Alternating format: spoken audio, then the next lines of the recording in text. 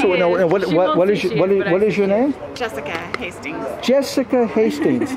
Now, Jessica, everyone here has been talking about you. They all say that you run some sort of a vintage fashion archive. Is there any truth to that story? Because if it's not true, I will go around and I will slap their faces. No, very true. It is true. How long have you been doing that? I've been running the site for the project, I guess, for about 4 years. 4 years, yeah. And what are the aspirations and the purposes of this? The site is an archive and a teaching tool. It's fashion, photography, and advertising from 1920s through 1965. A lot of students use it, fashion designers, costume designers, people in the industry, whatever, as a kind of a resource to study up on whatever decade they're working on. So preservation, education. And so what are some of the newest and the greatest additions to that? I add to the site constantly. Yes, but what is an example of one of those things that you have added that I could say is news?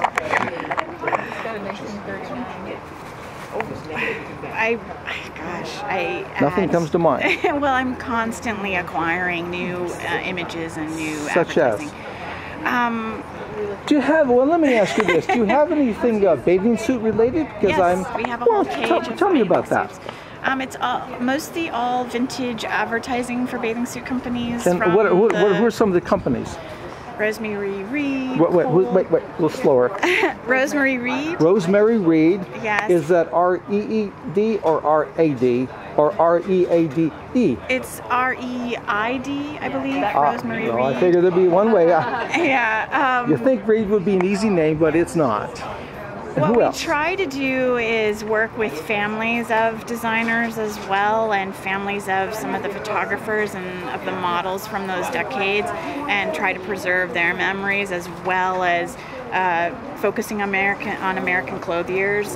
There's a lot of focus on French and Italian and all of that, but not a lot on American designers, which we're doing some great stuff here. So, so who would you say is offhand, in your humble opinion, the greatest American swimsuit designer or swimwear designer? That's hard because you've got Jansen and Cole. And, well, I understand, but you know, these people, they're not going to come after you.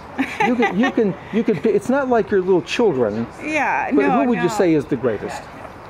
I like Rosemary Reed actually quite a bit. Rosemary Reed with the R-E-I-D. Yeah, you can check on the website, and there's a lot of her work there. So. Okay, now why is it that you like her? Because I heard she was rather scandalous in her time. Oh, I don't know, to be honest.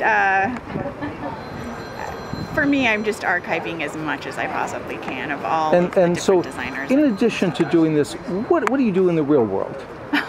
I'm a single mom, and I work You're for a single property mom. manager company. Wow, Yes. that must be. How old is your child? He is almost 11. Wow, you know that's the hardest age for a boy. It is. It's a lot of work. But now I would have said that. I would have said that at any age. But I remember when I was 11, that was the beginning of my becoming a juvenile delinquent, and it's something that I had aspired to for a long time. But you know, when you're young, they don't call you a juvenile, and definitely not a delinquent. Well, he's very well behaved. He gets good grades, so I have no complaints. Oh, gee, what's he, a math major? Is he an honors student? Oh, that must be terrible. So, now what inspired you to want to get this project underway? At first, it was just a love of vintage and history and fashion and all of that, and it was just a kind of small side project, just fun, and then it's grown. Were you in the business? Were you a dealer? No, never a dealer. But you were a grew up collector. around all of that, yeah, definitely. But so as a collector, what do you collect? Oh gosh, what don't I collect? Specifically, I started collecting vintage photography in my 20s. And who are some of the photographers that come to mind? Well, I mean, found fashion, found photography, as in people's snapshots, that kind of stuff. That's originally where it So amateur started. photography. Oh yeah, and then it slowly branched these into other snapshots, stuff. with a lot of Polaroids or from Brownie cameras, what are sort of these things that they look like, these snapshots that you get? I tend to collect from late 1800s through to the 50s, typically in my so it's photography. almost all black and white then.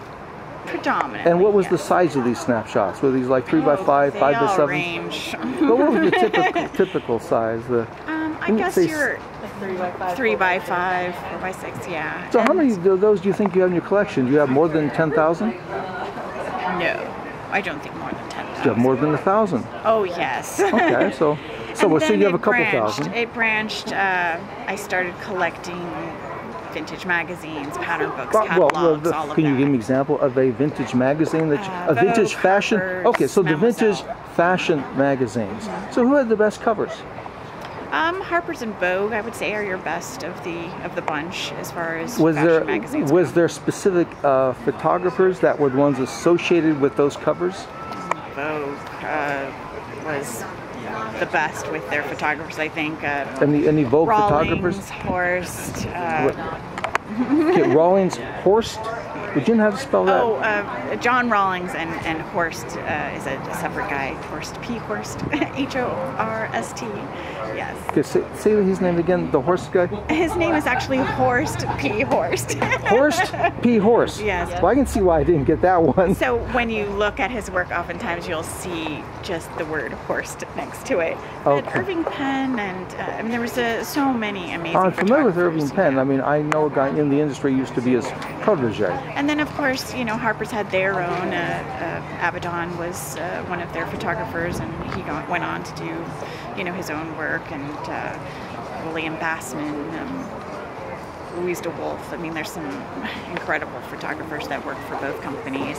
But for me, like, Vogue is archiving their back catalog, they're digitizing, so I don't really focus on their stuff that was shot by them. I focus on the advertising. Because it's too readily available elsewhere. It is. So you try to have the stuff that cannot be gotten elsewhere. Whereas the advertising they don't own, so you know I archive that, and actually Harper's does not have a back catalog. Now, so when you archive these things, I assume at some point they become JPEGs. Is that right? Yeah, they're what is the average resolution when you scan these things? I scan at 1200 and then I reduce the size. 1200, boy, that takes a. What's the brand scanner do you use? Is it a flatbed scanner? It is a flatbed. I don't remember. I have a new one. I can't remember. So when you scan them, you scan them one at a time, or do you have a document feeder? No, I scan them one at a time, then I restore them in Photoshop, and then I. Which version of Photoshop are you using? The latest version. I don't remember which And one. so when you're in Photoshop, you not only do you heighten the contrast, but you actually, besides heightening the contrast, what are some of the other things you do? The paper itself is degrading. It's, you know, you're talking about paper that's, you know, 40, 50, 60 years old. It's literally disintegrating. So you're scanning it, but, you know, you're obviously taking out discoloration. And also when you print magazines, sometimes there would be spots or speckles in the... So then you would get those, imperfections out. Sometimes they're literally torn in half, and you're putting them back together and photoshopping them to, you know, create. So how did you? That's a real high-level Photoshop skill. How did you get that? Just on your own? Practice makes perfect. Wow, well that's fantastic. So let me ask you. This would be sort of the last question. With all these skills that you have in photography and magazine and fashion, what did you want to do with your life? I mean, that sort of suggests a certain kind of career path. That doesn't sound like a single mother is necessarily where that leads to. What would be your ideal career? I had an interest in fashion, and I did a little time in the film industry and whatnot. You did some time. Yes. Now, when you say you did some time, that means that you were an actress or an extra, or you were behind the scenes? I was behind the scenes. You were behind. What did you do behind the scenes? We did pre and post development. We were on independent contractor at Paramount, and then I also worked with a costume designer. And is there a single movie that comes to mind that you had some association with? If you IMDb me, I have credits on Happy Texas. I don't know. Happy Texas.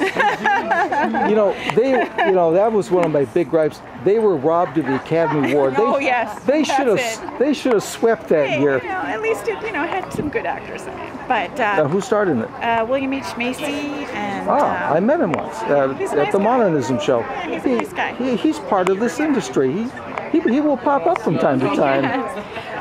But you know, the industry is an ugly place, so I decided it was not for me. So you know, when I decided to start doing this project, it kind of took on a life of its own, and it's gotten bigger and bigger. And so what is the formal, and say it very slowly, the website address? It's myvintagevogue.com. My Vintage Vogue. My Vintage Vogue. Okay, no special characters in there or anything. Nothing to stop me from finding it. No, just myvintagevogue.com. You can Google it, and the blog will come up. And other things what is your name again? Jessica Hastings. Jessica Hastings. Fantastic.